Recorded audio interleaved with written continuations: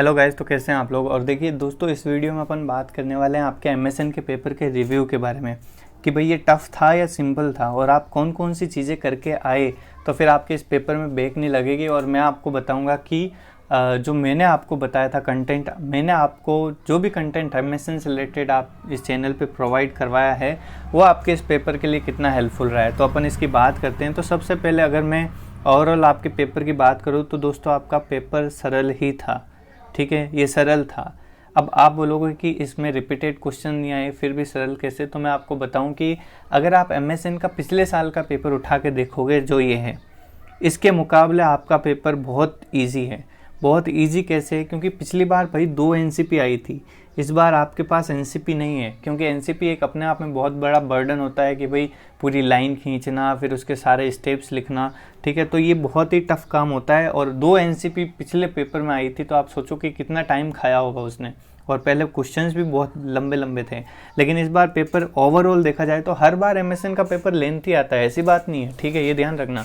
MSN का paper हमेशा lengthy आता है, लेकिन इस बार इतना लेंथी नहीं था जितना पिछले साल था। बाकी अगर आप देखा जाए तो जो पहला क्वेश्चन आया था सीसीएफ, मैंने आपको बोला था कि कंजस्टिव कार्डिक फेलियर आप पढ़ के जाना, यह आ सकता है और ये आ गया है।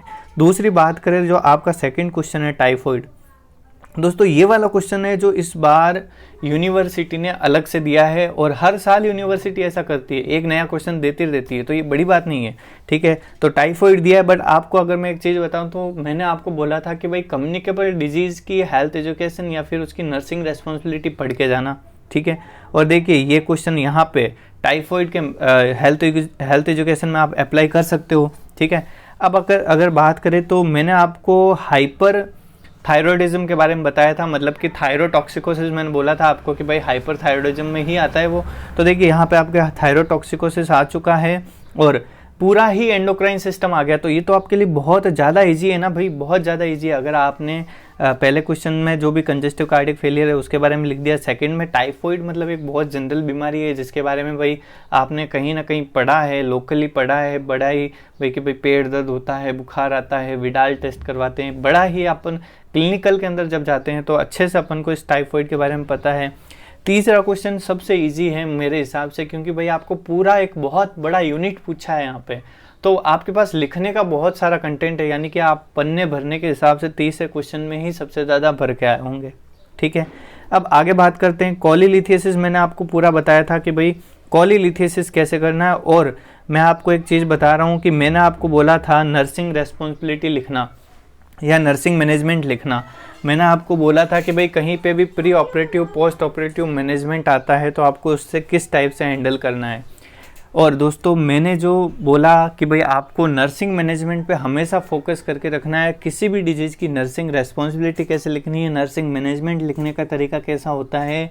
अगर आपने उन टेक्निक्स को फॉलो किया है मैनेजमेंट में तो आपके बहुत ही अच्छे मार्क्स आएंगे, आप डोंट वरी रहो। लेकिन अगर कुछ बच्चे मुझसे बोले थे कि सर हम तो डायरेक्ट लिख के आ गए, टाइम नहीं था, ठीक है, डायग्नोसिस बना के इंटरवेंशन कर दी या खाली इंटरवेंशन लिख के आ गए, तो कोई बात नहीं, थोड़े नंबर कम आएंगे। बट जहां आपके 8 में से 7, 6, 8 आ सकते थे वहां पे 5 या 4 आएंगे, वो बात है, ठीक है। अगली बात करते हैं तो देखिए अस्थमा का उल्टा ब्रोंकाइटिस होता है तो वो आ गया।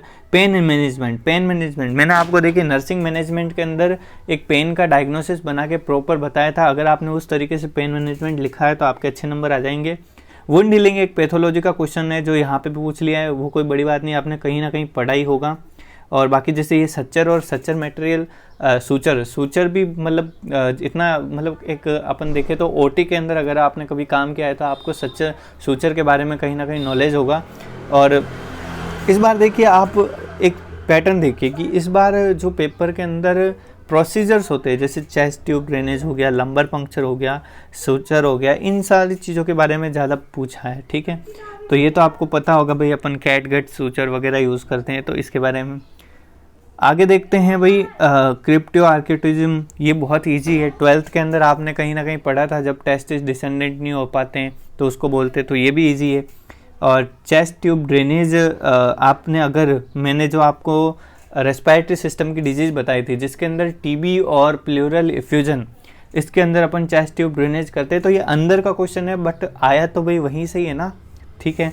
अब एलोपेशिया, ये तो मतलब जब कैंसर के पेशेंट में बाल झड़ जाते हैं तो उसे बोलते हैं। इम्यूनिटी देखिए आपकी, मैंने बोला ही था कि भाई कहीं पे भी कभी भी उठा के दे देता है, तो इम्यूनिटी पे आ गया है। लंबर पंक्चर एक बहुत कॉमन प्रोसीजर है जो अपने ओटी के अंदर होता है, तो अगर आपने ये कर लिया था तो बड़ा ही ईजी रहा होगा आपके लिए। ऑस्टियोआर्थराइटिस, मैंने आपको बोला था कि जॉइंट में से या फिर मस्कुलोस्केलेटल सिस्टम में से आर्थराइटिस इंपॉर्टेंट है। तो देखिए ओवरऑल आपका ये पेपर था और मेरे हिसाब से ये ईजी है। ईजी कैसे है कि देखिए आप इस पेपर से कंपेयर करिए, जहाँ पे थायरोटॉक्सिकोसिस पूरा अलग से पूछा और इसका पोस्ट ऑपरेटिव पूरा नर्सिंग केयर प्लान पूछा है, ठीक है। और देखिए कुछ नहीं, बस साइन दिए हैं और डायग्नोसिस कंफर्म करना था। इसमें बहुत ज़्यादा कन्फ्यूजन था, ठीक है। किसी को लग रहा था भाई डायबिटिक फुट होगा, किसी को लगा डायबिटिक न्यूरोपैथी होगा, डायबिटीज़ मेलाइटिस होगा। मैं तो न्यूरोपैथी करके आया था। अब देखिए यहाँ पे इतनी बड़ी बड़ी जो डिजीज़ है, ठीक है, जैसे रिनल कैलकुलाई, ये सब डीवीटी कभी नहीं पूछा था, लास्ट ईयर पूछ लिया था। और ये देख लीजिए डिफ्रेंशिएट वाले क्वेश्चंस पूछे थे।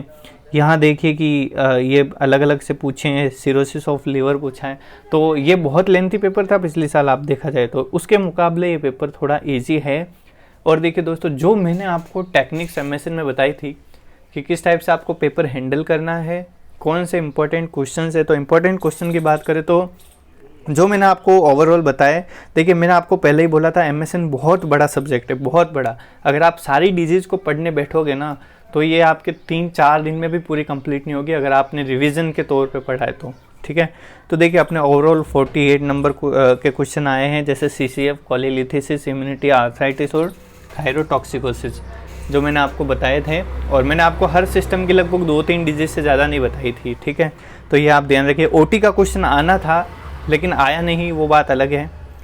आगे देखें तो देखिए मेरे कुछ जूनियर्स ने मैसेज किया था कि बॉस पेपर का लेवल जैसा भी था, बट कहीं ना कहीं नर्सिंग मैनेजमेंट लिखने में मैंने जो तरीके बताए उनसे उनको हेल्प मिली। तो मुझे भी अच्छा लग रहा है कि भाई मैंने जो ओवरऑल आपको तरीके बताए। देखिए दोस्तों, ना मैं पेपर बनाने वाला हूँ, ठीक है, ना मैं कोई हूँ वो बड़ा आदमी कि भाई पेपर चोरी करके, है ना, वही बात है।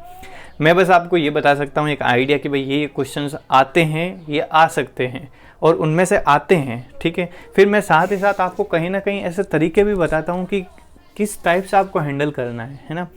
तो आप ये सारी चीज़ें देख सकते हो और इस टाइप से आपका पेपर का ये एनालिसिस है। तो आप ओवरऑल पेपर को सिंपल मानिए। बाकी ये देखिए कि आप अगर ढंग से लिख के आया हो अच्छे से, भाई 4 नंबर के पेपर, 4 नंबर के क्वेश्चन में 2 पेज भर के आया हो, तो आप थोड़ा बहुत रिलेटेड कंटेंट लिख के आया हो तो आपके नंबर आ जाएंगे, टेंशन मत लीजिए। Thank you.